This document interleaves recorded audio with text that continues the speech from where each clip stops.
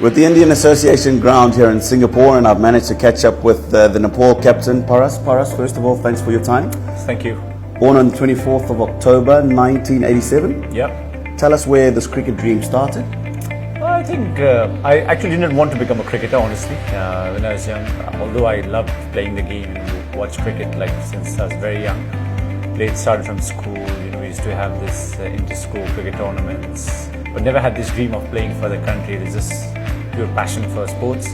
You played football during the rainy season, and then you played cricket during the other, seasons. So it was just about, enjoying the game, following the game on TV, trying to emulate bowling actions of different players, then batting, stances and all those sorts. So it started very young, and it's just started growing like one after another.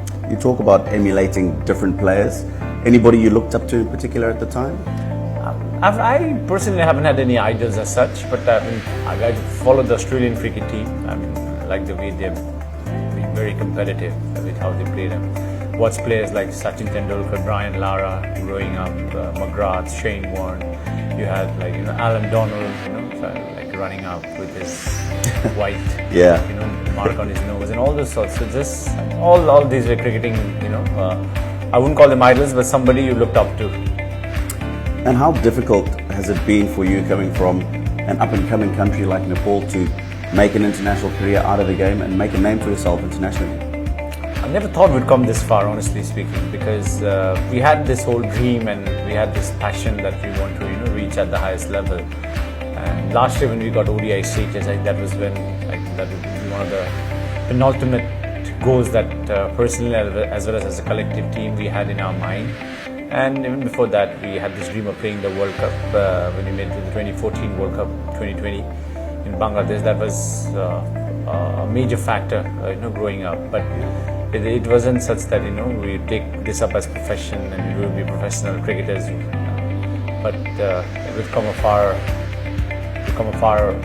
away from where we are. You have indeed, and you talk about this journey that you guys have had. Tell us about the journey from coming from an ICC Division 5 team, I think, to now having one-day international status.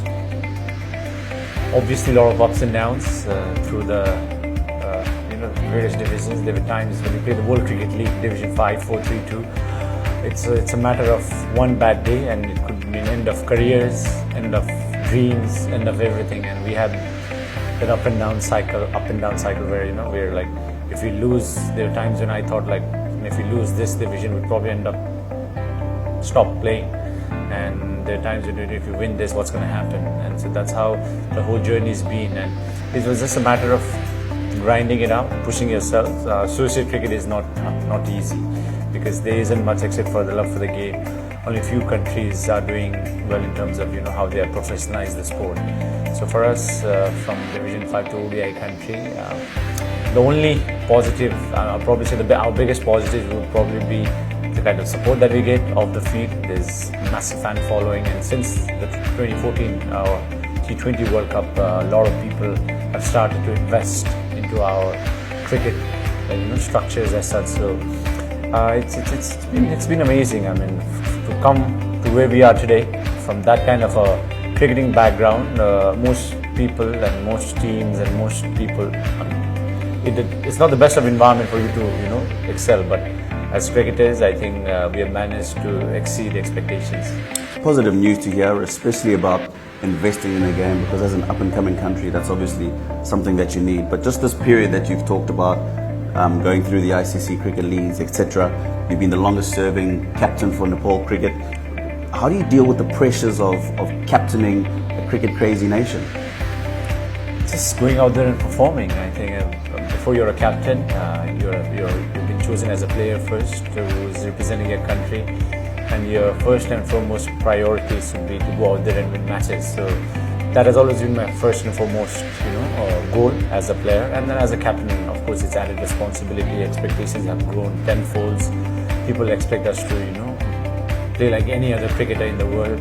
Like they want results like any other cricketing nation. And it's been hard, but having said that, I think the positives are more than the negatives. Why? Because this is something that we chose on our own, where nobody forced us to play cricket. But having gone through this whole journey, we've come so far where, as cricketers, we can proudly say that we have somehow made a mark in international cricket. But I believe Nepal cricket has a brighter future.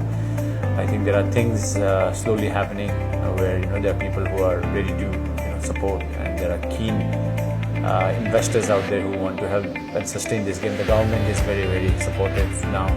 So if we get all these resources soon, I think we could become a full-fledged cricket nation, because we have the fans, we have the talent. I mean, some of our players are playing all over the world, and so it's just a matter of putting the structure in place, and with that we should be able to do even better in coming years.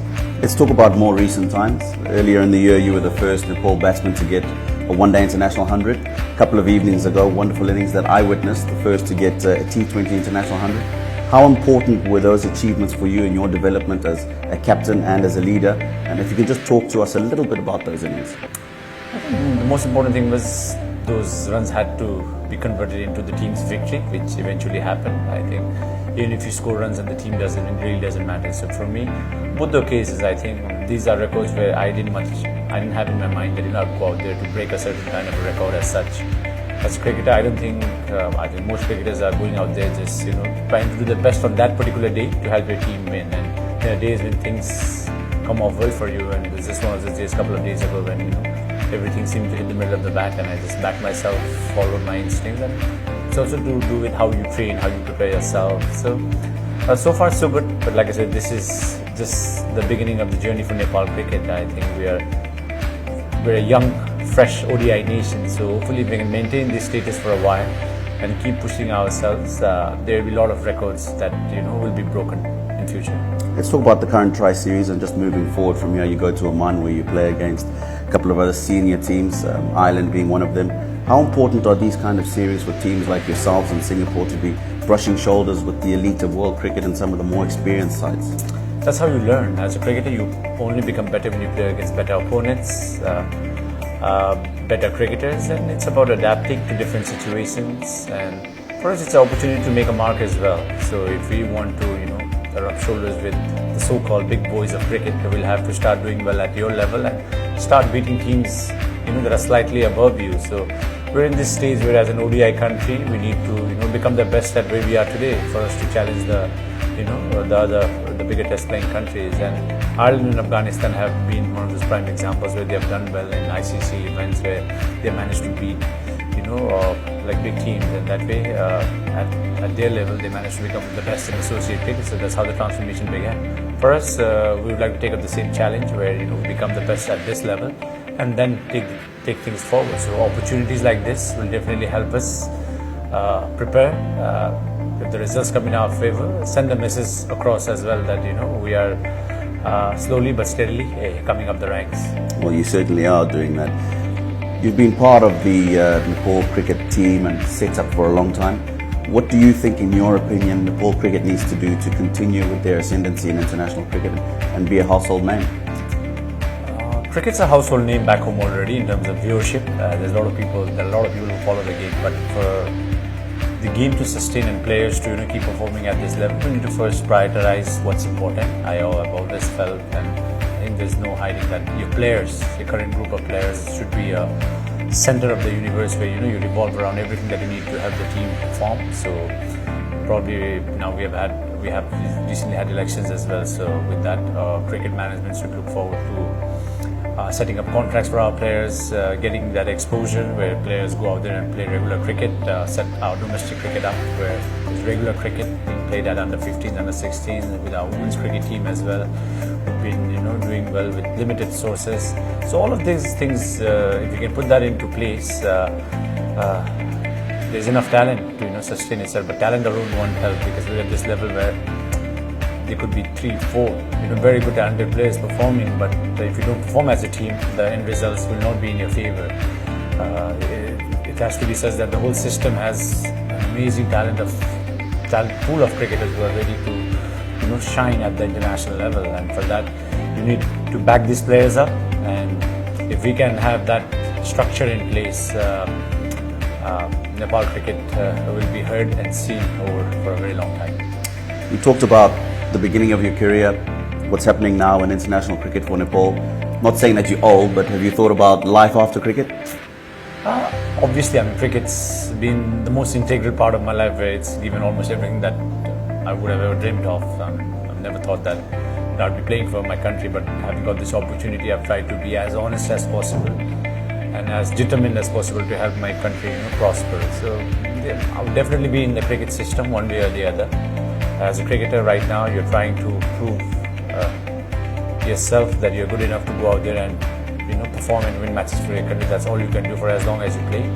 And besides that, I think the rest is up to how things unfold. But for me personally, somehow or the other, I will definitely be involved in Nepal cricket. That's good to hear. And just before we wrap up, is there anything that you want to tell the fans that they don't know about Paras Khadka? I mean, our fans have always been our biggest strength. Keep faith in us. I think we have a very young team.